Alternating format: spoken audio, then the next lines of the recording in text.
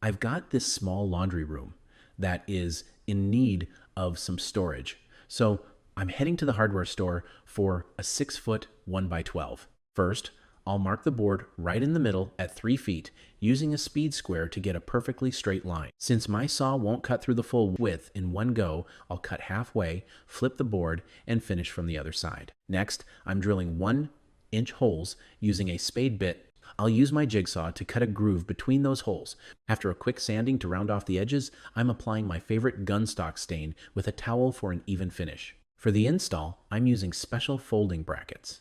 Since I don't have a stud finder, I'll use a magnet to locate the screws in the drywall. I'll mount the first bracket, use a level to keep everything straight, and then secure the rest of the screws. Now, look how great that is folded against the wall. And look how easy it is to snap it up into place. I've got some folding shelves for that laundry, and look what those grooves are for, holding onto those hangers. I think this thing turned out great, and when I'm not using it, I can just flip those little levers and down they go. My wife has always been wanting some more storage space in the laundry room. It starts with this little gap between the washer and the dryer. I need some 1x8s and 1x3s. Then I need to measure in between the washer and dryer to get the width. This one seems to be 24 inches. And then I need to get the height, and it's exactly 36 inches. So let's start measuring and cutting boards. We're going to cut 2 boards of the 1x8s at 32.5.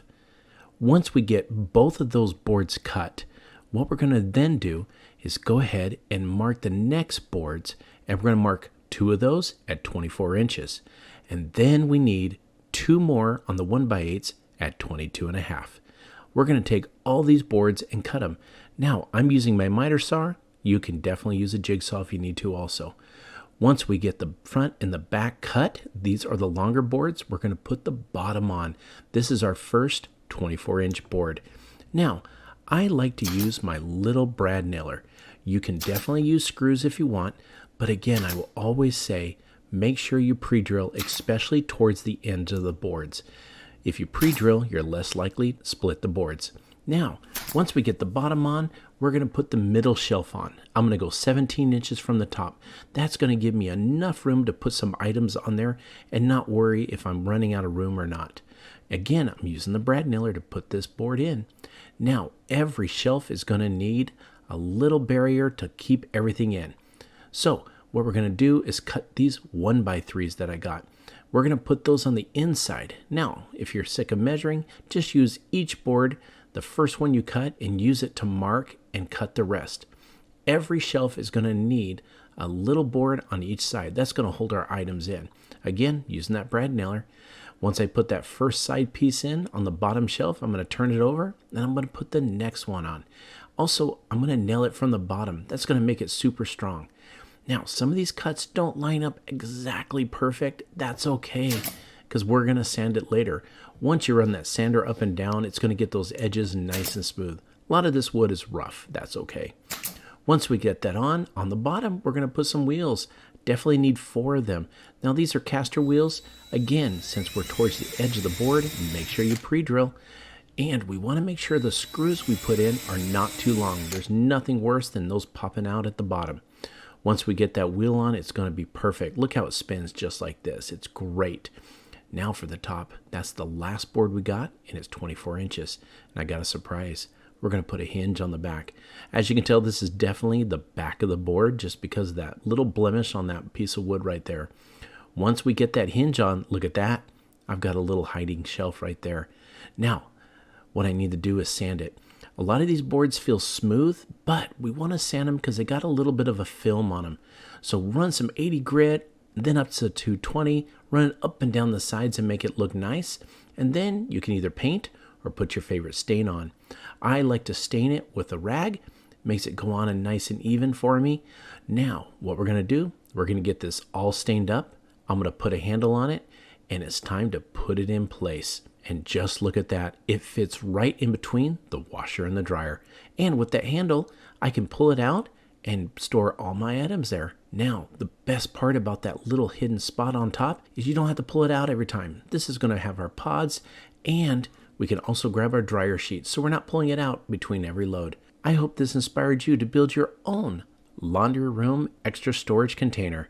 I've got a laundry problem, too much to do and nowhere to store it. So I'm going to head down to my hardware store and I'm going to grab some good lumber. A 1x3 and 1x2s. Make sure you get them pretty straight. On 2 of these 8-foot boards, we're going to mark them right in half, a little bit above the 4-foot mark. Then I'm going to cut them.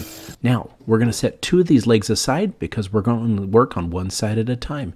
Take these 2 legs, separate them, and then we're going to start building a box. As you can see, I'm going to use glue. Glue is so strong compared to screws or nails. So what you do is you take good wood glue, you separate it out, put the board on top, and I'm just going to use little brad nails to hold it in place. This is going to allow the glue to dry, and it's going to be super strong. We're going to box this out, and then once we get the 2 sides built, we're going to measure the basket, and it comes out to about 24 inches. As you can see, that's how we have to separate it. Build the top and the bottom, again using the 1x3s. Just use these, and this could be a one-person job if you use a clamp to hold it in place on one side. Now, as you can see, the box is starting to form. If it's a little bit off, don't worry. We'll take care of that when it comes to sanding. We'll go on the other side, again using glue and a little bit of brad nails. Now it's time to build the top. Again, using 1x3s on the top, I'm going to do 5 of these. Again, as you can see, I got glue.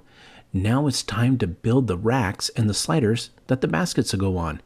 I'm going to put some glue down again along the sides as I measure it out for 3 baskets, all equal sizes up and down.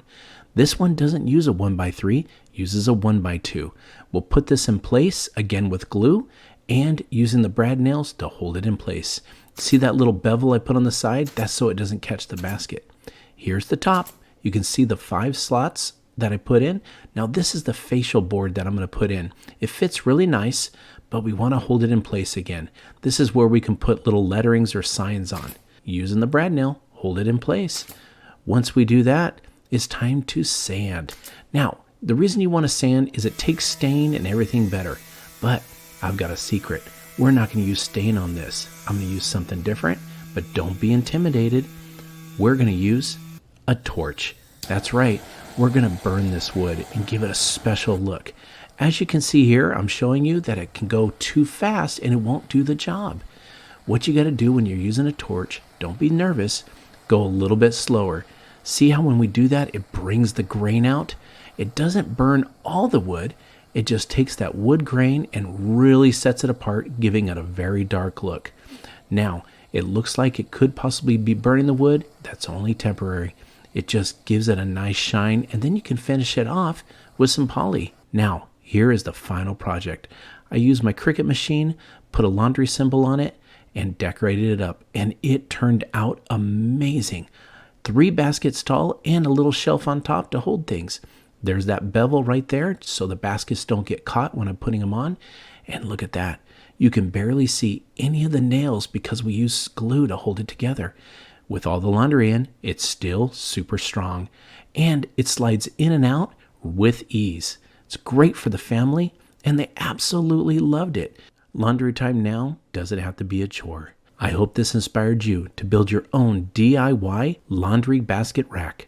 Thank you for watching Home Talk, and we'll see you next time.